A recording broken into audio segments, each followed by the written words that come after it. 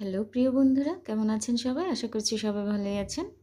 সবসময় তো ভালো ভালো রেসিপিই দেখাই। আজ দেখাবো যেটা আপনারা ফেলে দেন সেরকম একটা তরকারির রেসিপি। তো আজকে দেখাবো লাউয়ের খোসা ভাজি। তো লাউয়ের খোসাটা তো আমরা সচরাচর সবাই ফেলেই দিই, বেশিরভাগ মানুষই ফেলে দেয়। কিন্তু এই খোসা দিয়েও যে একটা মজাদার খাবার তৈরি করা যায় সেটাই আজকে আপনাদের করে দেখাবো। তো এর জন্য আমি প্রথমে মানে লাউয়ের খোসাটা আমি কুচি কুচি করে কেটে নিয়েছি, সেখানে একটা আলু কুচি করে নিয়েছি। এখন আমি কড়াইতে তেল দিয়ে সেখানে দিয়ে দিয়েছি পেঁয়াজ কুচি, কাঁচামরিচ কুচি, আর দিয়ে দিচ্ছি এখানে চিংড়ি মাছ। চিংড়ি মাছটা দিলে টেস্টি হয়, চিংড়ি মাছ না দিয়েও করা যায়, তবে চিংড়ি মাছটা দিলে বেশি খেতে ভালো লাগে। এখন এখানে আলু আর লাউয়ের খোসাটা দিয়ে দিলাম, লাউয়ের খোসা আর আলু কুচি করা এগুলো দিয়ে দিলাম। দিয়ে একটা লবণ দিয়ে ভালো করে মিশিয়ে এটা আমি ঢাকনা দিয়ে একটু সেদ্ধ করে নেব, মানে নরম করে নেব।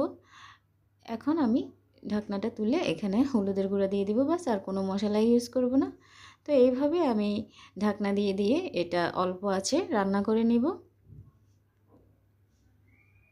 তো এটা একটু সময় নিয়ে করতে হবে, অল্প আঁচে, বেশি আঁচে করতে গেলে কিন্তু পোড়া লেগে যাবে। আর এদিকে তো লাউ রান্না করেছি চিংড়ি মাছ দিয়ে, সেটাও একটু দেখিয়ে দিলাম। তো এভাবেই আপনি অল্প আঁচে কিছুক্ষণ পরপর নেড়ে নেড়ে ভাজিটা করে নেবেন, এটা তো আপনারা জানেনই। তো এটা হচ্ছে ভাজিটার ফাইনাল লুক। তো কেমন লাগলো সেটা অবশ্যই জানাবেন। সবাই ভালো থাকবেন, আজকে এ পর্যন্তই, টাটা।